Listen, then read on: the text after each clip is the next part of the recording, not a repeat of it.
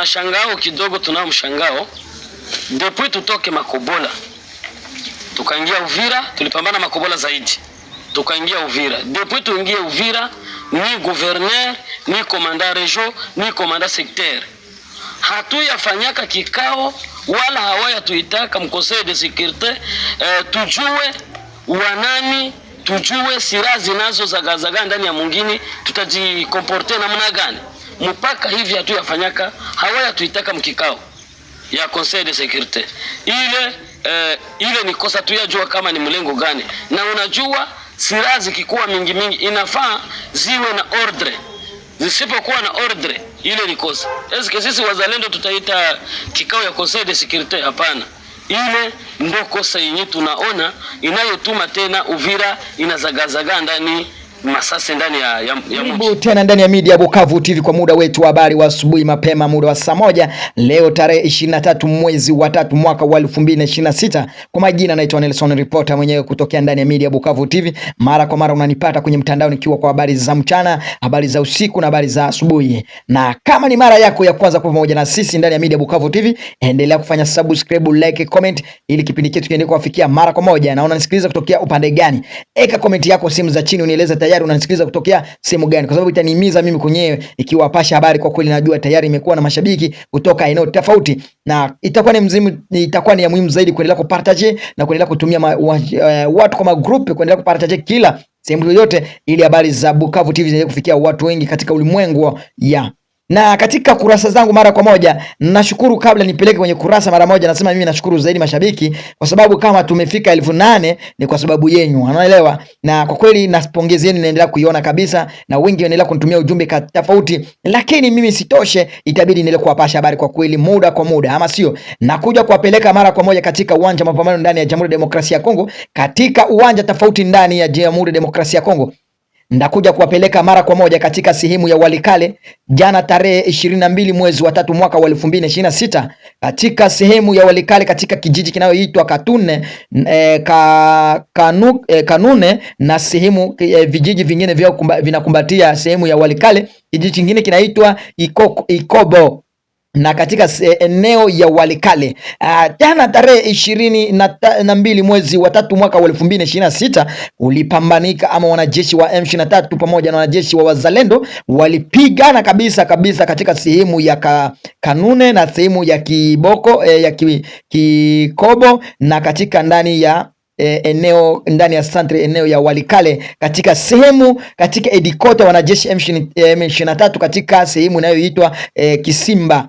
Kumbuka Kisimba iko katika mkobo ama katika eneo ya wanajeshi wa M23. Hapo ndio wanatoa force arme kutokea kuelekea katika milima ya uwanja mapambano eneo ya Walikale. Lakini mapambano haya aliendelea kuzoza zaidi tangu jana, mpaka kwa kweli wakahaji kutokea katika eneo ya Kibo na sehemu inayoitwa Kanune wote walikimbilia katika sehemu ndani ya eneo ya Walikale. Kumbuka katika sehemu hii hakuna wakahaji tena wanaekaa huko, kwa sababu masasi lilia huko ilikuwa fire kabisa.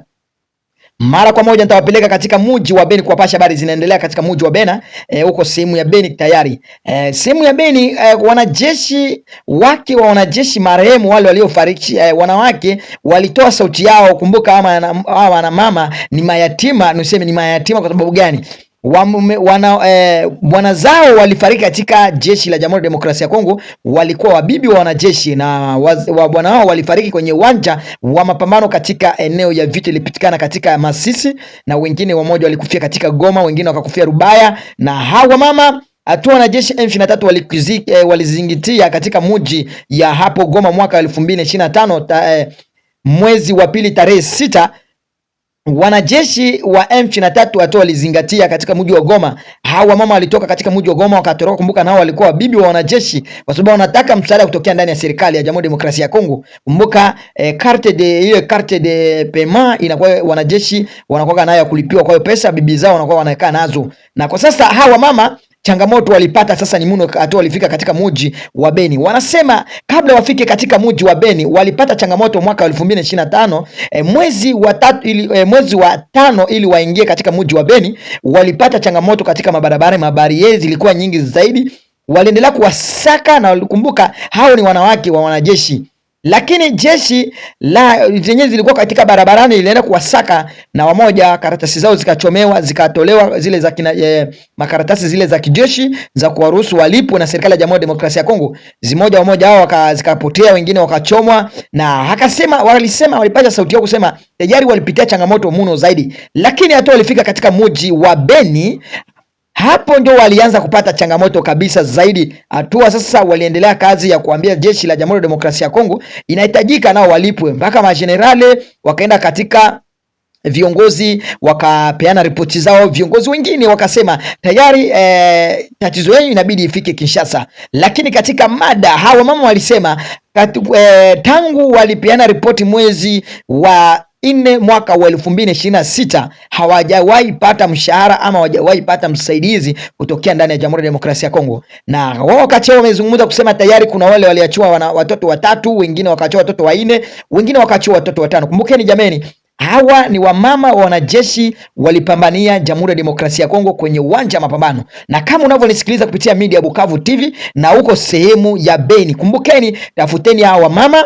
na kwa kweli ni wamama wa wanajeshi walipambania Jamhuri ya Demokrasia ya Kongo ili muendelee kuwapea msaada, kwa sababu wanasema maisha yao ni ngumu zaidi. Wametembea ndani ya centre ville yote ya Beni, hawajapata msaada yote, na wanaendelea kuomba kazi yao ni kuomba watoto wakitoka shule, watoto wasomi kwa sababu ya ukosefu. Na kwa sasa wanahimiza serikali ya Jamhuri ya Demokrasia ya Kongo wakumbuke kama nao walikuwa wabibi wa wanajeshi. Na kwa kweli kwa nini hao wanawatingua?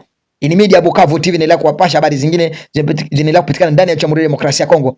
Mara kwa moja nawapeleka katika mji wa Goma jana tarehe 22 ilikuwa ni Sunday 22 mwezi wa 3 mwaka 2026. Hatua jeshi la Jamhuri ya Goma tuseme M23 waliandaa game ama tuseme debate, mchezo wa kufyatua yetu tunaita kwa Kiswahili kuogota, ukiweza unashindia pesa.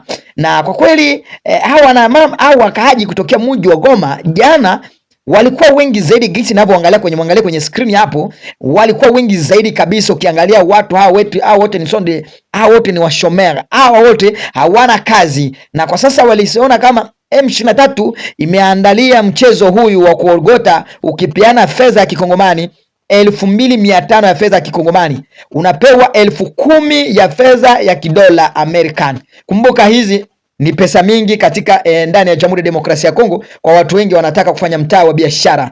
Na kwa sasa wengi kisi ninavyowaonesha hapo, na kuna wengi hawajafanyikiwa na wengine wao walifanyikiwa, lakini kuna wale walifanyikiwa lakini bado hawajapewa hii 10,000 ya dola ya Kiamerika, na walienda katika kampuni hili lilioandaa mchezo huyu na hawajasaidika chochote, lakini hii inaonekana ni karata inaendelea kupitikana ndani ya Jamhuri ya Demokrasia ya Kongo, na kuja kuwapeleka mara kwa moja kutokea katika kuwapeleka mara moja katika sehemu ya huko Uvira. Hatua chama cha jeshi ya serikali ya wazalendo, kiongozi anayeitwa kamanda anayeitwa Ngoma Nzito alikuwa na konferense na watangazaji wa habari katika mji wa Uvira, katika vijiji vya huko sehemu inaitwa Runingu. Amezungumza maneno kadhaa kwa sababu ya wazalendo, swali ya wazalendo. Amezungumza maneno hivi. Ilikuwa tarehe 20 hatua mji wa Uvira kulionekana marisasi zinaripuliwa katika mji wa Uvira, lakini ripoti ilitolewa kwa sababu watu walikuwa wanazungumza tayari ni wanajeshi wa M23 walienda kuingia katika mji wa Uvira. Lakini katika ripoti ilivyotoka hapo, hao walikuwa ni wanajeshi wa wazalendo, kati yao kulikuwa wale wameiba na wengine walikuwa nakuja kunyanyasa kutoa mali, kuambia huyu mtu kwa nini ananyanyasa, na kati yao mmoja walianza kufatuana marisasi. Ndio hiyo mzozo ulikuwa katika mji wa Uvira tangu tarehe 20 ya. Kwa kweli amezungumza hivi Ngoma Nzito, amesema tayari kuna maswali mengi ameulizwa, na akaulizwa swali lingine kusema kwa nini jeshi la Jamhuri ya Demokrasia ya Kongo mkienda kwenye uwanja wa mapambano mnakumbatiana nao ama mnazungumza kwa sababu ya uwanja wa mapambano. Kamanda huyu anazungumza kusema tayari bado tangu wanaendelea kupambana na jeshi kupambana na vita hawajawahi kuwa na mkutano na jeshi la Jamhuri ya Demokrasia ya Kongo. Lakini kumbuka wazalendo sont des populations. Jeshi la Kongo ni serikali. Kumbuka kuna siri nyingi jeshi aliweze kusema mbele ya raia, kwa sababu kumbuka hata wanajeshi wa wazalendo walipewa silaha, lakini kumbuka kati yao nous sommes des populations, Lakini na katika media hii ukiona unisikiliza mara kwa moja, endelea kuwa pamoja na mimi. Nataka kuwasikiliza kwanza kabla nikuje kupeleka katika habari zingine kutokea mji wa Bukavu, kuwapeleka Bunya na sehemu ya Kasai Oriental. Na katika media hii msikilize kwanza tayari Colonel ama General Ngoma Zito amezungumza nini kupitia maswali haya ya kusema kwa nini wazalendo wanaenda kulipua marisasi? Kwa nini wazalendo hawana discipline? Kwa nini wazalendo wanaendelea kufanya marofa katika ndani ya Jamhuri ya Demokrasia ya Kongo? Na wengi wanasema hao ni wakombozi. Tuwasikilize kwanza anasema nini hapa. Lakini kuna neno la muhimu la kuambia wenzetu wenye kuwa Uvira. Kwa sasa kila komanda force mwenye kuwa Uvira ajiretrouve iko kulinye de front. Ile masasi ya kupiga mwingine haina maana. Maana waliniambia kama ile masasi ilitokezea na mfungwa, kuna mmoja mwenye alifunga mtu, mwingine akaenda mnyang'anya, ili kaleta vurugu. Wa viongozi haiwezekani, wale ni warahia wetu. Hii ni nchi yetu, hatuwezi kuwa tunapiga masasi mu centre ville. Watu watangamia bure. Ila tunapenda kila kiongozi yoyote mwenye kuwa pale mu centre ya Uvira ajiretrouve iko kulinye de front.